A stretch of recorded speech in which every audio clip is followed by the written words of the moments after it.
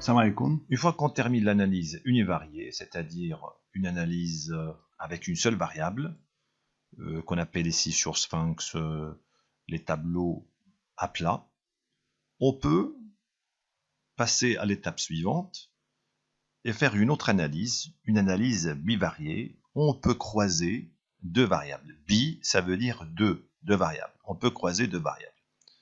Mais attention, les méthodes de traitement dépendent du type des réponses enregistrées, c'est-à-dire de la nature des questions. Et dans ce tableau, on trouve, ici, on propose trois cas. Deux questions fermées, c'est-à-dire on peut croiser deux variables qui correspondent à deux questions fermées, donc le cas de fermé-fermé, l'exemple de sexe et appartenance. D'accord ? Dans ce cas, on aura un test à faire pour voir s'il existe une relation entre les deux variables, l'appartenance et le sexe. Ici, on peut traiter cette question de dépendance ou bien d'indépendance avec un test de qui2. Le deuxième cas, lorsqu'on a une question fermée et l'autre numérique, tel le cas de dépense avec le sexe. Ici, dans ce cas, on peut faire une analyse de variance, analyse ANOVA, et le test utilisé, c'est le test de Fechner. Le troisième cas, ça sera de croiser deux variables numériques, ou bien deux variables continues, tel le cas de kilométrage et dépense. Ces deux variables sont continues. Avec deux variables continues, on peut calculer la corrélation linéaire de percent, ou bien le coefficient de corrélation. Et on peut aller loin et faire une régression linéaire simple parce qu'on a seulement une seule variable explicative, c'est-à-dire ici, dans le cas de kilométrage et dépenses, on peut dire que la variation de dépenses est expliquée par la variation de kilométrage. Ou bien, les dépenses dépendent du kilométrage. Et dans ce cas, on aura kilométrage, c'est la variable explicative, et les dépenses, c'est la variable à expliquer. Commençons par le coefficient de corrélation. La corrélation linéaire de Pearson aide à voir s'il existe une relation linéaire entre les variables continues. Attention, la relation doit être linéaire et les variables doivent être continues. C'est très important. Ce coefficient de corrélation nous donne deux informations. La première, c'est la direction de la relation, et la deuxième, c'est la puissance de la relation. Pour la direction de la relation, il faut voir le signe de ce coefficient. Si le signe est positif, alors les deux variables en question ont tendance à augmenter ou à diminuer ensemble. On dit que les deux variables évoluent dans le même sens. Par exemple, le revenu et la consommation. Au fur et à mesure que le revenu augmente, la consommation augmente. Le deuxième cas, c'est lorsqu'on a le coefficient est négatif. Dans ce cas, une variable a tendance à augmenter et l'autre à diminuer. Exemple, la consommation et le prix. Le prix augmente, la consommation diminue. Voyons voir maintenant la puissance de la relation. Le coefficient de corrélation, les valeurs de ce coefficient, ils sont comprises entre -1 et +1. C'est ça l'intervalle. On peut trouver les valeurs de la corrélation. Alors, ce qu'il faut retenir, si la valeur absolue du coefficient est importante, c'est-à-dire dans le cas où nous avons la valeur absolue est égale à 1, que ce soit une corrélation négative est égale à -1 ou bien positive est égale à +1, dans ce cas, on a une relation très forte entre les variables. Si le coefficient de corrélation est nul, est égal à 0, alors il n'y a pas de relation linéaire entre les deux variables continues. Et au fur et à mesure que la valeur absolue augmente, la relation entre les deux variables augmente. Et on peut trouver des intervalles. Si le coefficient de corrélation est entre moins 0,5 et 0,5, c'est-à-dire moins 50% et plus 50%, la relation elle est faible.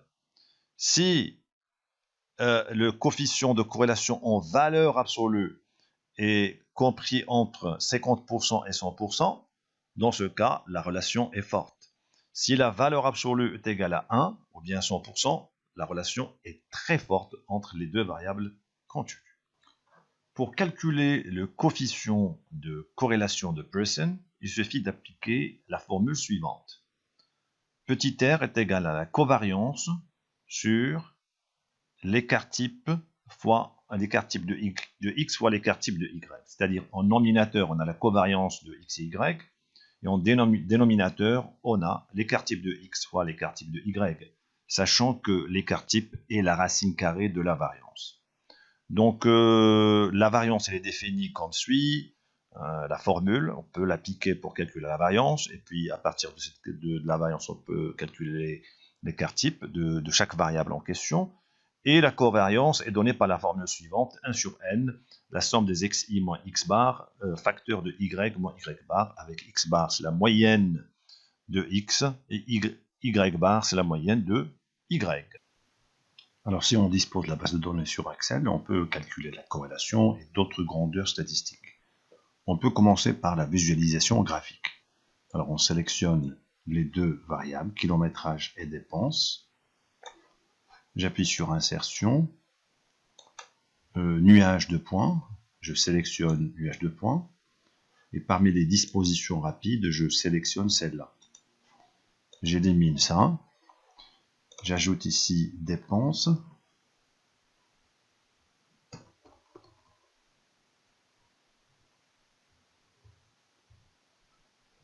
ici je mets kilométrage,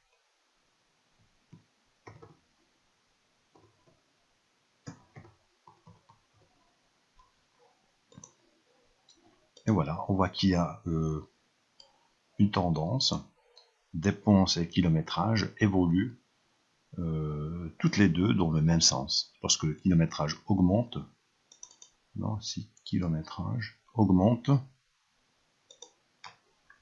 les dépenses augmentent aussi. Et voilà. Et puis on peut passer au calcul des grandeurs statistiques, tels minimum, maximum, moyenne, variance, écart type et corrélation.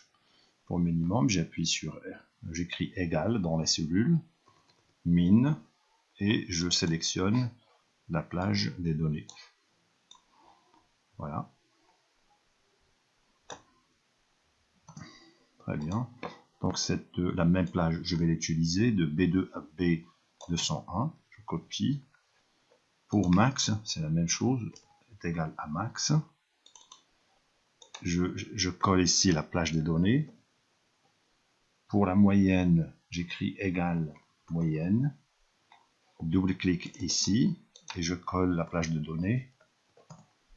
Pour la variance, attention, pour la variance, il y a deux types de variance. Variance.pn, c'est pour la population, et var.s, c'est pour échantillon. S, en anglais, c'est sample. Donc, je vais choisir celle-là. Double-clic, et je colle la plage de données, et je valide. L'écart type standard. Il y a deux écarts types. Le premier, c'est de %, c'est pour toute la population. Standard, c'est pour l'échantillon. Je colle ici la plage de données et je valide. Pour la corrélation, le coefficient, on va calculer le coefficient de corrélation. Voilà, le coefficient de corrélation. Ici, il faut ajouter deux matrices, ou bien deux vecteurs. Le premier vecteur, c'est kilométrage. Le deuxième vecteur, c'est dépenses. Voilà. Très bien, voilà. Et voilà. On peut, pour passer au pourcentage, on appuie sur ce symbole de pourcentage et ça passe directement au pourcentage. Très bien, donc la corrélation c'est 85,13%. Ça dépasse 50%, c'est-à-dire que les deux variables, kilométrage et dépenses, ils sont hautement corrélés, bien fortement corrélés. Et voilà. Donc, on peut même calculer le carré de cette corrélation qui va nous servir pour la régression simple. Donc ici, je peux calculer égal à cette valeur chapeau et 2, c'est-à-dire au carré. Je peux la mettre sous forme de pourcentage. Et cette valeur, normalement dans la régression simple et multiple, c'est le coefficient d'ajustement ou bien de détermination qu'on nomme R au carré. R au carré, donc le 2, je vais le sélectionner, le mettre autant qu'exposant. Voilà, donc R au carré. Et voilà. Pour la variable dépense, il suffit tout simplement de copier-coller les formules. On se met ici et on glisse, et voilà. C'est calculé, toutes les grandeurs statistiques nécessaires pour la dépense et sont calculées automatiquement en copiant-collant les formules. On peut calculer la corrélation en se basant sur la formule de covariance sur les deux écarts types. Pour cela, on aura besoin de la covariance. Alors, covariance égale covariance. On a deux covariances, une pour toute la population, la deuxième c'est pour l'échantillon. Standard c'est l'échantillon. Je sélectionne la deuxième. De la même façon, il faut sélectionner le premier vecteur et puis le deuxième. Le premier vecteur c'est kilométrage. Voilà. Deuxième vecteur c'est dépense. Voilà.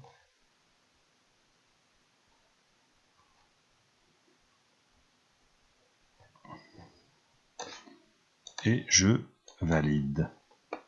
Ça me donne cette covariance.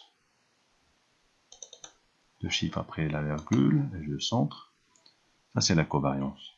J'ai déjà les écarts types de X et de Y, et voilà la covariance. Donc je peux calculer la corrélation en appliquant la formule. Corrélation de % est égale à la covariance, qui est celle-là, divisée sur, j'ouvre les parenthèses, l'écart type fois l'écart type de X fois l'écart type de Y. Je ferme les parenthèses et je valide. Qu'est-ce que ça donne en pourcentage? Si je suis intéressé par le pourcentage, j'appuie sur le bouton pourcentage, je centre, j'ajoute deux chiffres après la virgule, et c'est exactement ce que nous venons de calculer ici, la corrélation, c'est la même chose. Donc soit directement en utilisant la formule de coefficient de corrélation, soit en utilisant la formule de covariance, qui est celle-là, divisée sur les deux écarts types. Bon. La régression linéaire simple, on peut la faire directement sur Excel. Sur le graphique qu'on voit ici, on peut appuyer sur la tendance linéaire qui est là, c'est cette droite. On clique sur la droite et puis on clique sur le bouton droit. Format de la courbe, on sélectionne format de la courbe, et dans la partie droite, d'accord, on se déplace vers le bas, et on coche afficher l'équation sur le graphique, et afficher le coefficient de détermination R au carré sur le graphique. Et voilà, il vient de s'ajouter ici, on peut mettre ça en gras, quand je peux le déplacer un petit peu vers le haut. Donc voilà l'équation. Ça c'est l'équation, je peux fermer ça. Ça c'est l'équation de Y en fonction de X, c'est-à-dire dépenses en fonction de kilométrage. C'est 0,68 ou bien 6862 fois kilométrage, moins 14,357. Le R au carré, c'est le coefficient de détermination ou bien d'ajustement du modèle. S'il est proche de 1 ou bien de 100%, c'est-à-dire que le modèle est bien. On a bien ajusté le modèle. Remarquez que le R au carré qu'on vient d'ajouter ici, ça coïncide avec le R au carré qu'on a calculé ici. C'est 60, on peut bien sûr ajouter des virgules pour s'assurer. Voilà, 0,47, c'est 72,47%. C'est le coefficient de détermination ou bien le coefficient d'ajustement du modèle. S'il tend vers 1 ou bien 100%, veut dire que notre modèle, elle est bien. Le modèle de régression linéaire est bien. Très bien. Dans un modèle de régression linéaire simple, la relation entre la variable à expliquer y, c'est-à-dire dépense, et la variable explicative x, c'est-à-dire kilométrage, peut s'écrire de la forme suivante dans une population. Voilà, ça c'est pour la population si on dispose de toutes les observations de la population.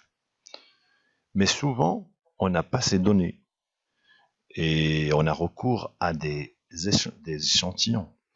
Dans ce cas, on travaille un échantillon de 200 personnes et cette expression générale, il va changer à une autre. On voit ici ces coefficients qui deviennent des coefficients avec un chapeau, des accents circonflexes, c'est-à-dire pour pouvoir estimer ces A et B, on va travailler avec un échantillon de 200 personnes dans lequel on va calculer les valeurs A et B en utilisant des formules. A chapeau est égal covariance de XY sur la variance de X. B chapeau est égal à la moyenne de Y moins A chapeau fois la moyenne de X. Ça, on peut le calculer. Ça sera les coefficients estimés de A et B. Cette partie A chapeau fois X plus B chapeau, c'est la valeur prédite par la régression. C'est Y chapeau. En fait, cette relation est linéaire. Les points ne se trouvent pas toutes sur la même droite. Il y a des points qui se trouvent sur la droite, et il y a d'autres qui se trouvent au-dessus, d'autres au-dessous. Donc, ce n'est pas une relation parfaitement linéaire. D'où le terme qui est là, l'erreur pour la population. Si on travaille sur un échantillon, au lieu de dire l'erreur, on dit des résidus. Ça représente des erreurs, mais à l'échelle d'un échantillon. Donc, l'expression de ce modèle de régression simple, elle est formée par une partie qui est l'équation d'une droite, c'est A chapeau X plus B chapeau, c'est l'équation d'une droite, plus un terme de résidu, ou bien d'erreur, mais on préfère dire résidu parce qu'on travaille dans un échantillon. La différence entre la valeur observée de dépense et la valeur ajustée ou bien prédite par la régression, c'est Y moins Y chapeau, ça va donner les résidus. Donc Y moins Y chapeau, ça donne R, ça donne les résidus. En fait, le modèle que nous cherchons, c'est un modèle qui va réduire ce résidu, cette distance. Si on arrive à trouver une droite qui minimise les résidus, ça sera la meilleure droite pour ajuster les dépenses avec le kilométrage.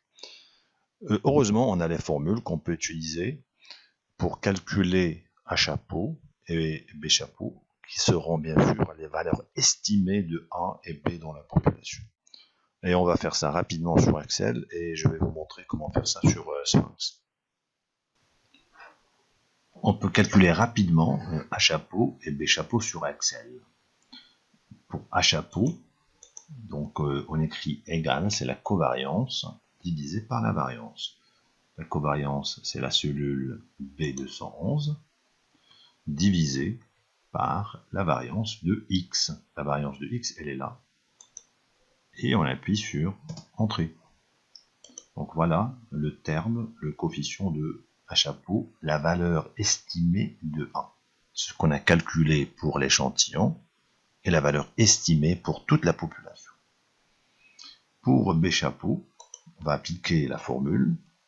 C'est Y bar, c'est-à-dire la dépense moyenne. Voilà la moyenne et voilà la dépense moyenne.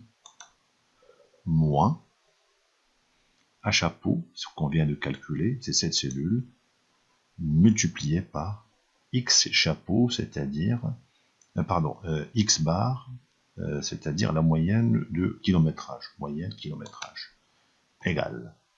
moins 14,35.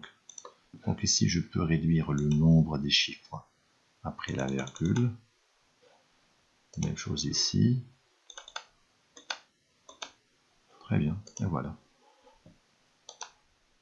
Les valeurs qu'on vient de calculer, A chapeau et B chapeau, c'est 0,686 et moins 14,35, coïncident exactement avec les valeurs qu'on a sur le graphique. Y est égal à 0,686 et B est égal à moins 14,35. Donc, que ce soit avec la méthode graphique que je viens de vous montrer, ou bien en calculant, en utilisant les formules, on trouve les mêmes coefficients de la régression linéaire simple. Maintenant, passons au sphinx pour faire la même chose. Donc on se met dans le stade de traitement et analyse. Voilà, traitement et analyse. On appuie sur le tableau croisé, et puis sur tableau croisé. On choisit ici la première variable qui est dépense, la deuxième variable kilométrage. On croise les deux variables en appuyant sur le bouton suivant, et puis sur analyser. Les deux variables sont des nombres, et il est préférable d'analyser le nuage de points. D'accord, oui. Et voilà. Voilà le nuage de points. Et je peux cocher régression, une ligne qui s'ajoute, et voilà le modèle. L'équation de la droite de régression, dépense est égale à 0,68 fois kilométrage, moins 14,36. C'est exactement la même chose qu'on a trouvé sur Excel. Le coefficient de corrélation, c'est 0,85, c'est 85%, c'est exactement ce qu'on a trouvé sur Excel. Kilométrage explique 72% de la variation de dépenses. C'est le coefficient de détermination, le R au carré qu'on a calculé sur Excel. Ça explique le degré d'explication de la variable explicative. Hein, le degré d'explication, c'est 72%. La variable explicative kilométrage explique 72% de la variable de dépense, qui est la variable dépendante bien à expliquer. Et ça nous donne aussi l'écart type du coefficient de régression égal à 0,03. Donc voilà les informations données par Sphinx. 1, l'équation, le modèle de régression linéaire simple, avec les coefficients calculés. Le coefficient de corrélation, 0,85 ou bien 85%. Et le coefficient de détermination, ou bien d'ajustement, le R au carré, qui nous donne cette phrase suivante. Kilométrage explique 72% de la variance de dépenses ou bien de la variation de dépenses. Les objectifs de la régression simple peuvent être regroupés en deux grandes familles selon la finalité poursuivie.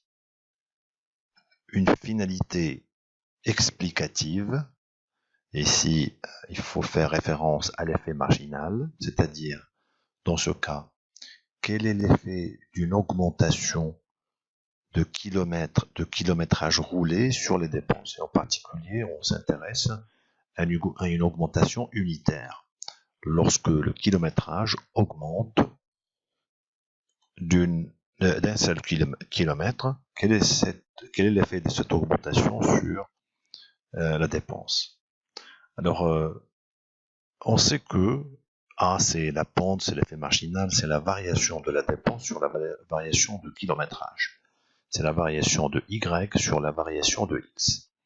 Et par la suite, on peut calculer la variation de dépense, c'est-à-dire l'effet engendré par une augmentation de kilométrage ou bien de kilomètres roulés. Variation de dépense selon la formule, c'est delta dépense est égal à A, c'est-à-dire le coefficient de la régression linéaire simple, fois delta kilomètre. Si l'augmentation est de 1 km, alors delta dépense est égal à A fois 1 est égal à A. Et A, c'est déjà calculé. On a déjà calculé pour l'échantillon. Ça sera la valeur estimée pour la population. C'est 0,686, c'est-à-dire une augmentation unitaire de kilométrage. C'est-à-dire si on augmente le nombre de kilométrages roulés par 1 km, ceci va provoquer une augmentation de dépenses par 0,68 unités monétaires, que ce soit euros, dollars, etc. Ça, c'est la première finalité, ce qu'on appelle une finalité explicative. La deuxième finalité, c'est une finalité prédictive. Qu'est-ce que ça veut dire?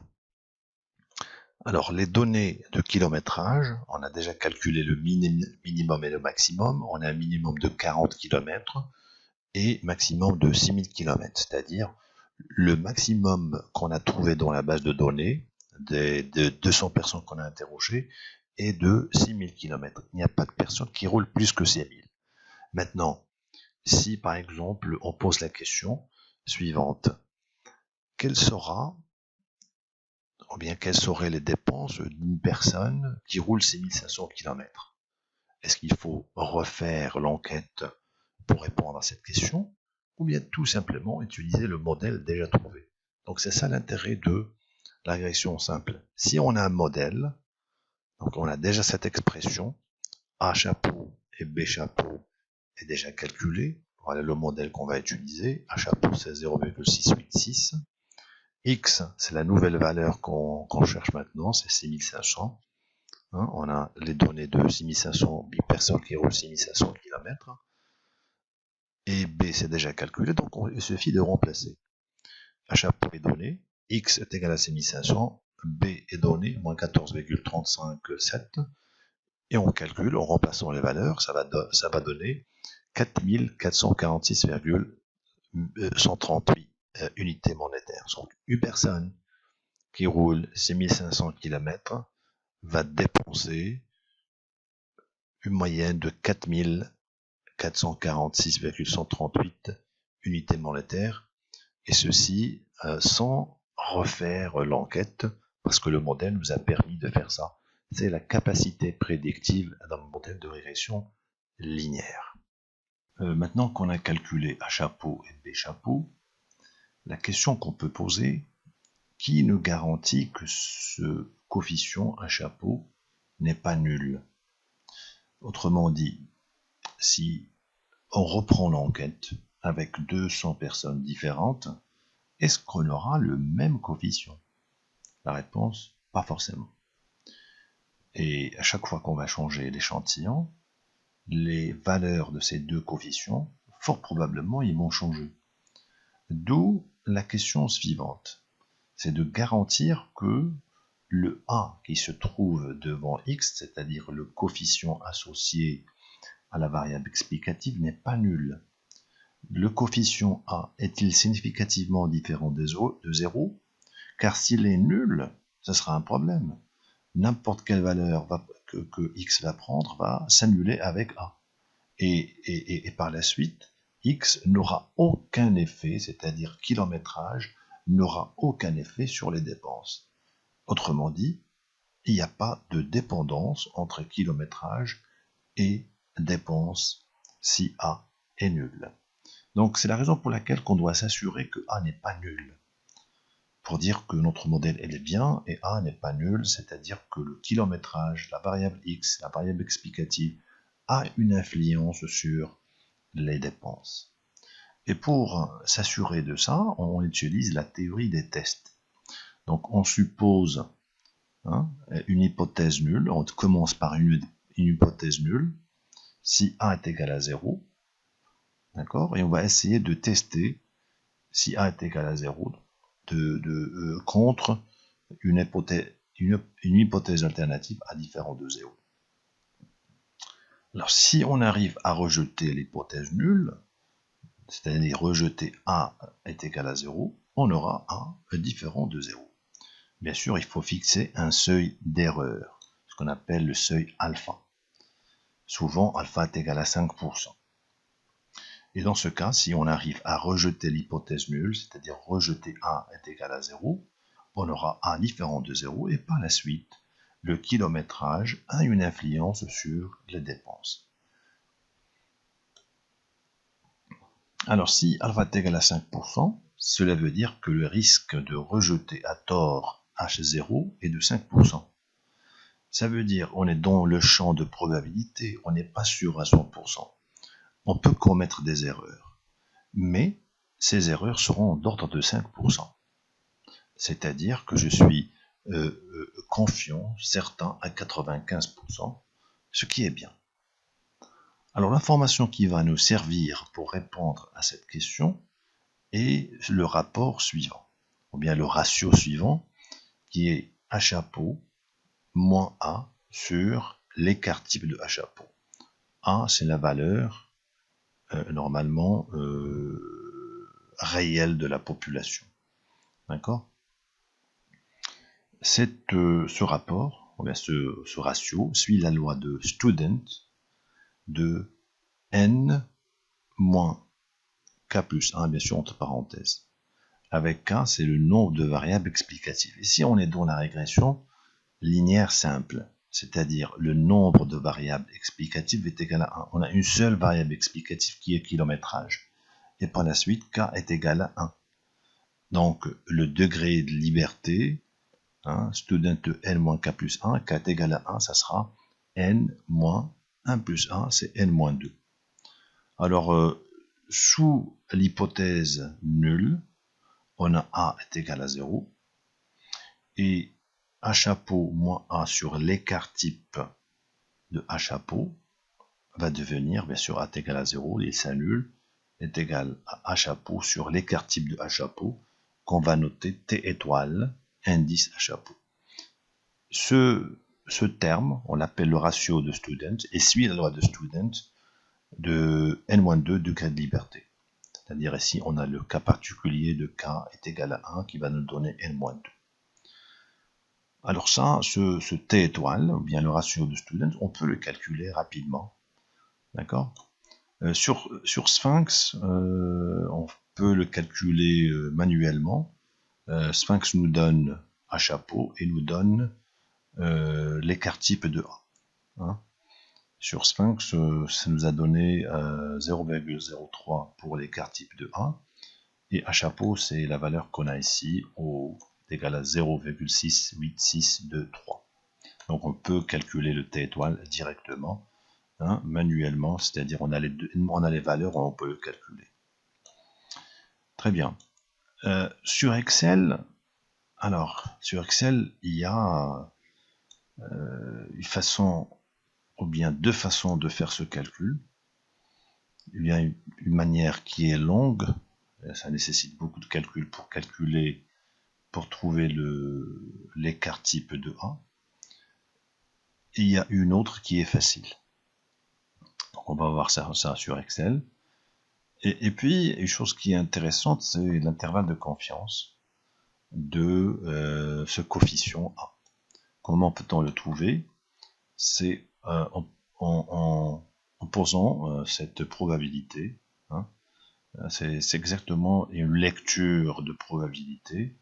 La probabilité pour que la valeur de T, c'est-à-dire le ratio de Student, se trouve entre moins T alpha sur 2 et moins 2, c'est-à-dire les valeurs qui sont ici, T alpha sur 2, N-2 et moins T alpha sur 2, la probabilité de trouver ce T entre ces deux bornes est égale à 95%.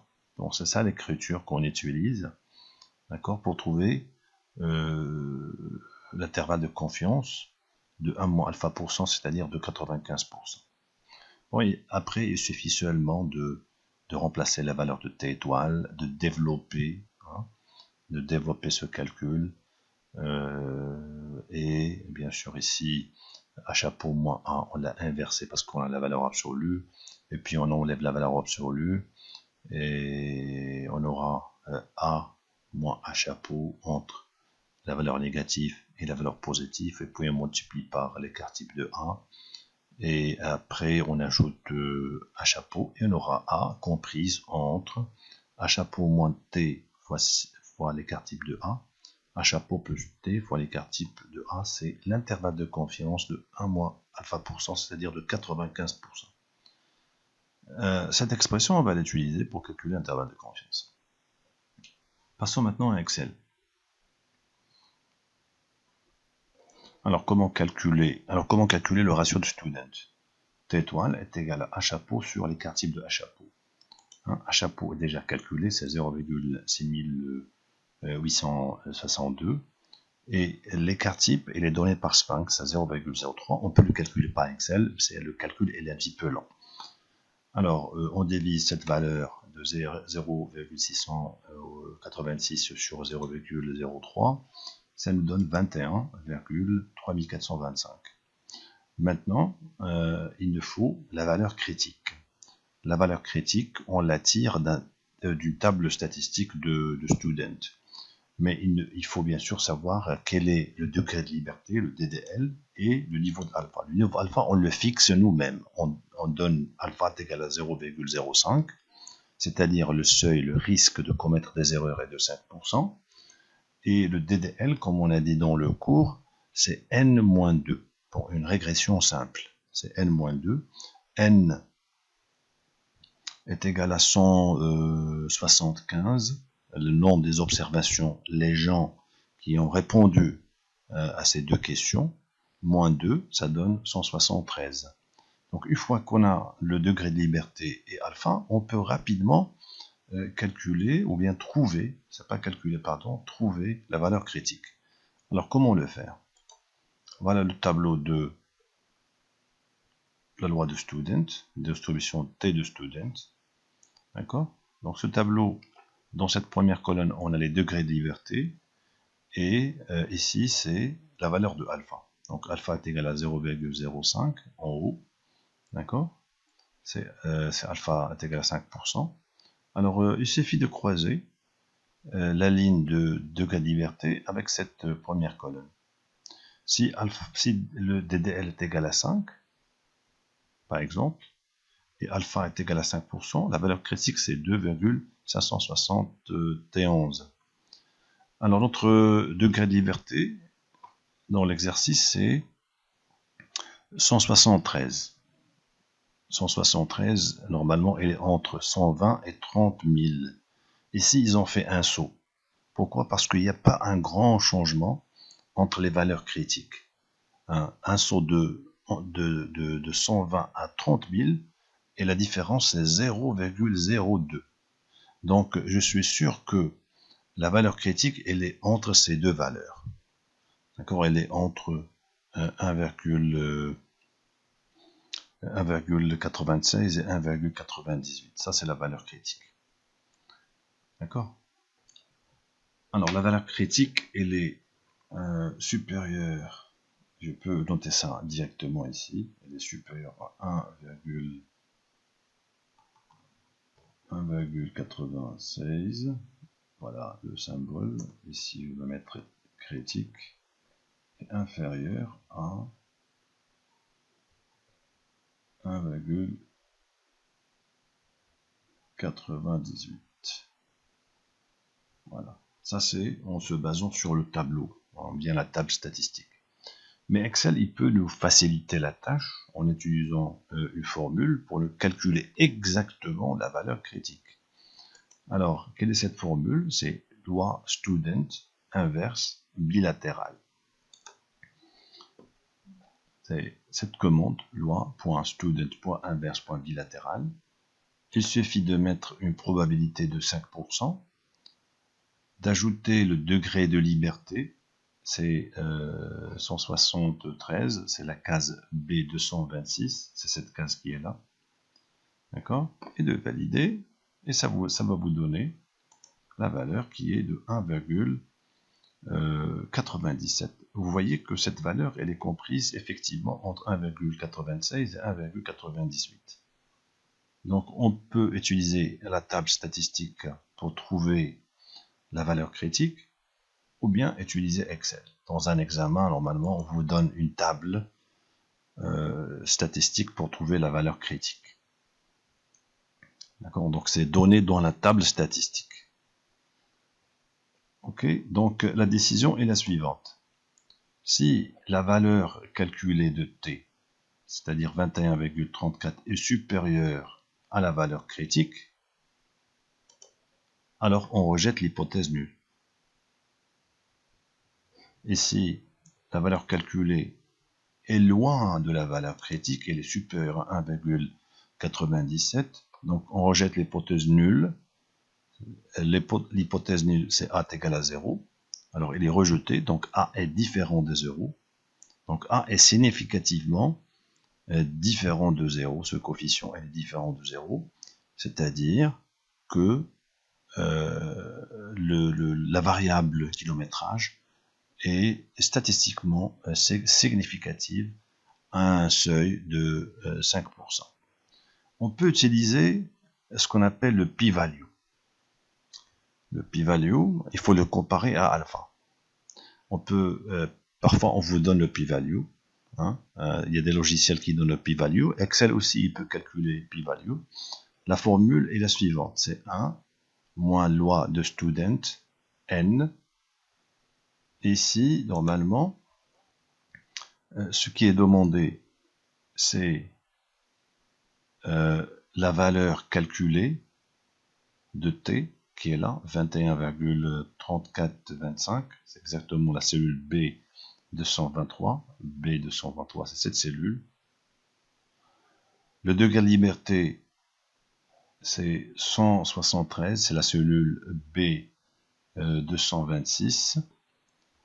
Et ici, on écrit vrai pour calculer la fonction de distribution cumulative. D'accord?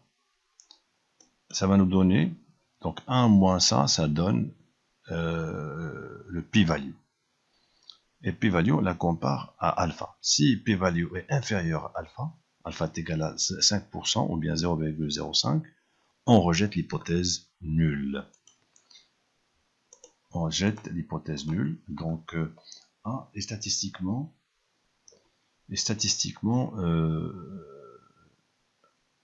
différent de 0 à un seuil de 5%.